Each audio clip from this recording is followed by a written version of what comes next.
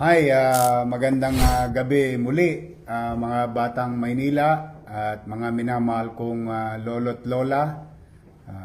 Pasensya na kayo sa abala, no? Mag-aalas 7 na yata ng 6:36 ng gabi ngayon dito sa City Hall. Kaya po ako nag-talk to the people ngayon dahil nais ko lamang magpasalamat muna, no, sa isang netizen natin, no, na si Victor Acero. Ito yung post ni Victor Acero. Yan. Tinag ako ng mga commentaries. Dahil ito may insidente kaninang umaga? Kahapon ng umaga. Sikat na sikat ka na. May isang pong tulongges na tricycle driver o sidecar boy. Ewan ko kung ano tinira nito. Baygon ng tinira nito eh. Ito po yung video. Baka lang napanood nyo na. Tingnan nyo po yung kalsada. Imbis na una, counterflow na. Two-way po yan eh. Yung Quezon, papuntang Herbosa. Hindi ho makadaan yung mga tao na iba rin naghahanap buhay na sidecar boy saka mga jeepney driver. Inawat ito. Pinagsabihan. Tingnan niyo po ginawa. Atras na, tropa, atras. Atras na kayo. Pinapatras. Hindi tayo makadaan. Pareho. Okay lang daw sa kanya. Hindi sila makadaan. Panginin nyo kayo nga kapag lobot kayo, kahit mabiyahe ha. Lobat? Bakit? Mukhang giyang.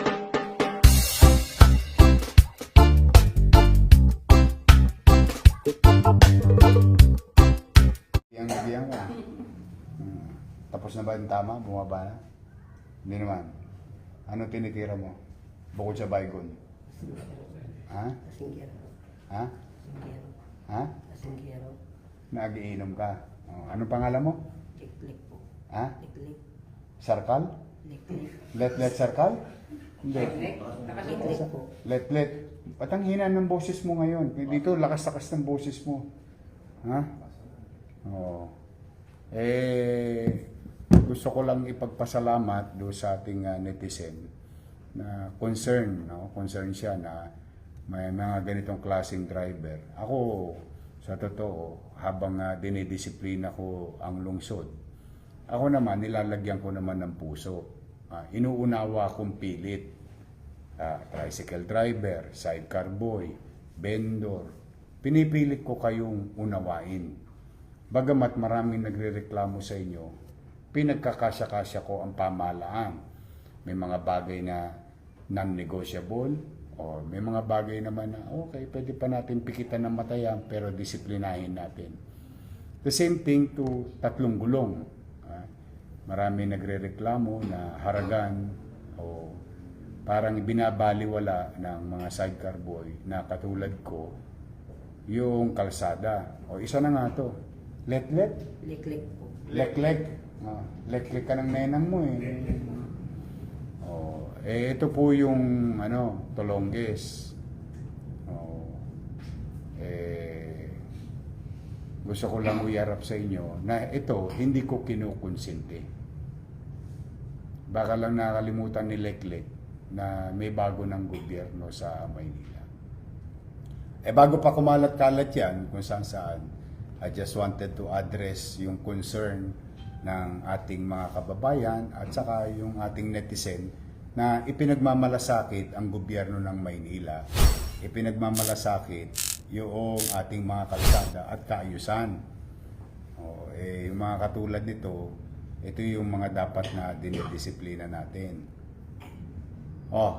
Paano yan? Nirereklamo ka ng taong bayan. Nangihingi po ako ng pasensya. Ano? Nangihingi po ako ng pasensya sa mga nabala kong driver, sa mga taong hindi makadaan po. Yung pasensya sa bakery, masarap yun. Nakakain ka na ba ng pasensya? Hindi pa. Sabihin mo sa publiko, anong gusto mo? Hoyo? O Mahal na ng mga kalugar o kasama kong driver, nangingi po ako ng paumanin sa nagawa kong kasalanan. Pinangangako ko pong hindi na po ako mauulit yung ginawa ko. Ng mga abala. Ang abala sa mga naghahanap buhay o dumadang Eh, ba't mo ba nagawa yun? Anong pumasok sa utak mo? ayaw po nila magparaya eh. Ikaw yung naka-counterflow eh. Counterflow ka eh. Paano yung paparaya? Counterflow yun. Dapat dito ka. Sabi. Two-way yan eh. Two-way yan eh. O yan o, tawoy. O, ikaw yung naka-counterflow eh. Pero,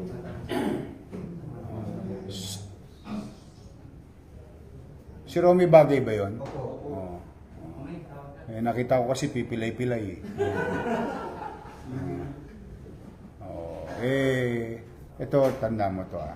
Like, ako, sa totoo lang, pwede ko naman linisin lahat yan, hulihin lahat yan. Kayo, lahat yan. Bawal yan eh. Kaya lang, iniisip ko rin yung pamilya nyo. Magugutom. Ikaw ba, may pamilya na? Meron po. Oo. Ilan ang anak mo? 3 po. Eh, paano kung nakulong ka?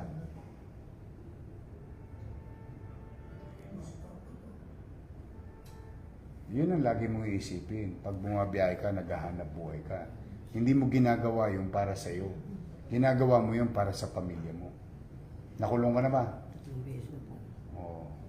Ilang taon ka sa Hoyo? Puro 1 taon po. Gusto mo maging pangapat? Ayaw mo na. Mahirap ang buhay sa Hoyo, di ba? Sobrang hirap po. Oh, yun naman pala eh. Alam mo naman pala eh. Pinagbigyan ka na ng estado 3 beses. Oh, kailangan pa bang mahuli kita? Talaga bang susunod ka na sa kaayusan? Susunod na po. Ha? Susunod na po. Isipin mo lagi yung anak mo. Swerte ka, nandito tiyahin mo. Oh, pinakikisuyo ka.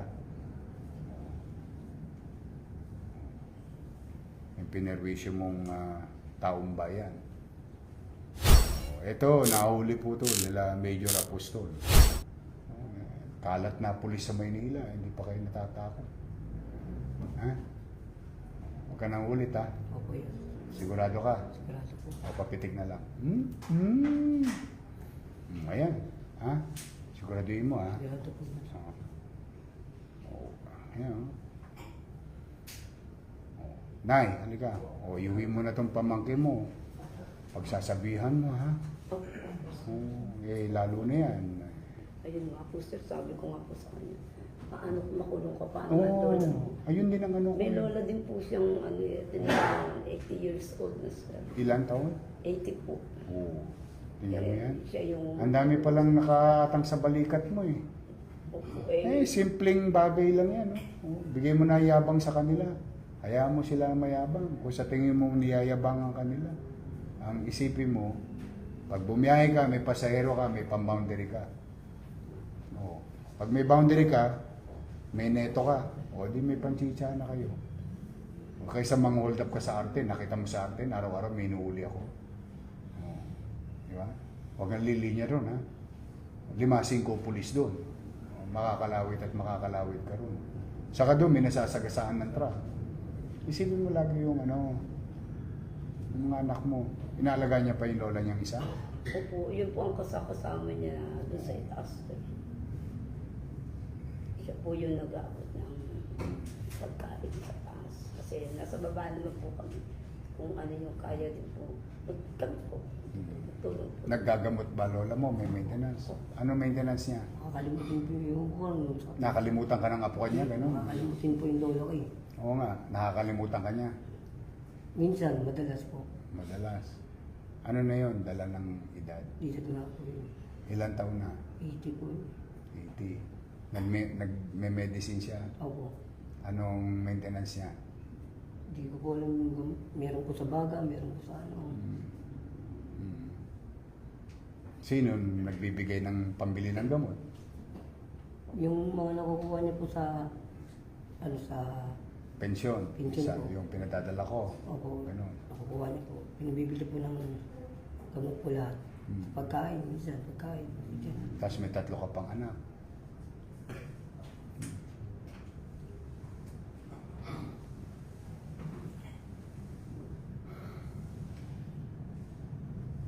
Yung asawa mo nasaan? Hiwalay na po kami. Solo parent ka? Nasa iyo yung bata? Napasyal ko sa kanya pag nakamasada ako. Pero nasa iyo lagi. Nag-aaral. 3 po. Sa Amado, Sa Quezon po. sa Quezon.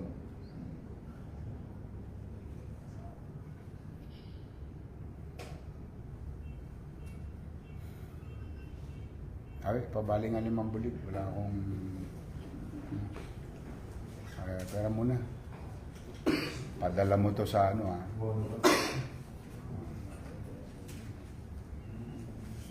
Pengi pang 3. Ay, nangutang pa ako. Nga pala, sweldo ko. 4 na ngayon ha. Wala pa. Oh. Nay, may maintenance din kayo. Nagkagamot ka rin. Wala naman. Ay, salamat sa Diyos. Ilan ang anak mo? 10 na po, sir. Naku, ang sipag ni Mister ha. Sir, may kambal. Pero May kambal ano po. Malalaki na. Opo. Ang ano ko po, 25 years old na po. Ilan ang apo mo? Ayun po. 18. 18. Yes, sir. Oh. Oh, bukas, dali mo lahat sa Jollibee, ha? O, ipasyal mo. Ha? Tabi mo yan. Ha? O, ikaw, ha? Hindi mo ko kailangan makita para magkalimang bulig, ha? O, huwag ka nang uulit. Kasi sa susunod, Tumatutuloy na po. o, ihimas ka na. Ano ka na? Mas malamig yon. O, ito, tabi mo ito 5 bulig. Ipasyal mo yung anak mo. Bili mo ng damit. Mariregalo. Magsubi ka. Tapos ibili mo ako ng maintenance ng lola mo. Yung mga binibili niyang gamot. Ano po? Ha? Huwag mong totodasin ha. Baka mamaya kalawitin mo yung chape ha. Ha? Promise. Promise po yun. Para sa mga anak mo. Sa lola mo. Pag uwi, ha? Umili ka ng sa ano? Sa Max. Mga saburi. Manok. Promise mo ha. Ha? Magtino ka na ha. May gobyerno sa Maynila. Wala na yung panahon na kahit sino pwedeng pawarde-warde sa Maynila. Ha? Pasensya na po yun. Ay, sa taong bayan ka humingi ng pasensya, hindi sa akin. Nirereklamo ka sa akin. Tamo, nasugatan tuloy si Awi siya.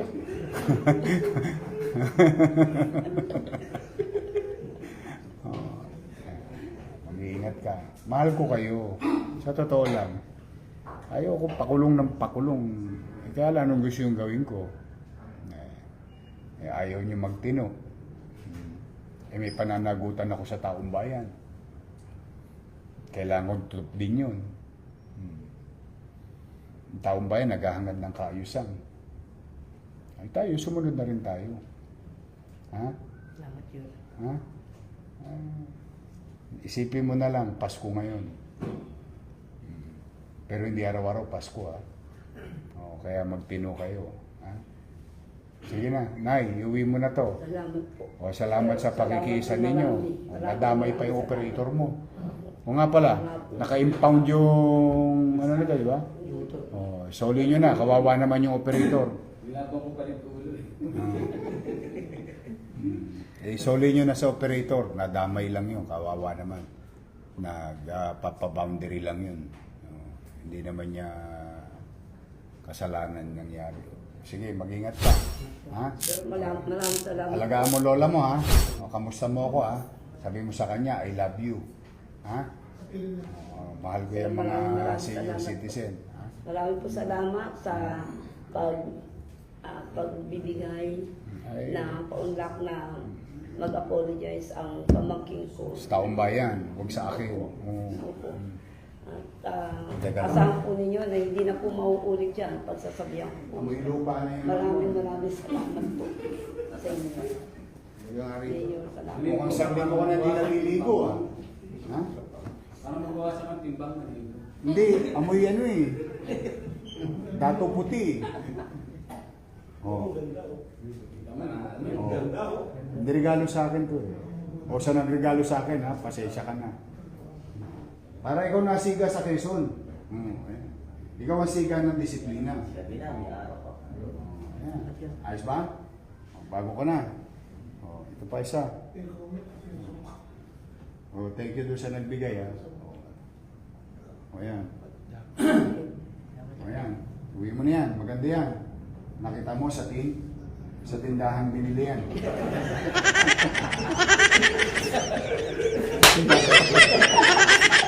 Ito yung, alam mo yung tipay, nakakainis kutusan, nakakaawang kutusan, hindi mo yan. Yan ha, mas bago ka na. Huwag ka na mapunta sa hoyo. Okay? O so, ng mga nagbigay sa pasensya na kayo, mas kailangan niya. O, at least, yan ang ngayon ng ano, siga ng Quezon, Herbosa. Sige na, ingat na kayo na. Salamat po. Salamat sa Diyos. Salamat. Okay. Maligo ka ha. Ako sa timbang ah. Sige na, thank you sa inyo.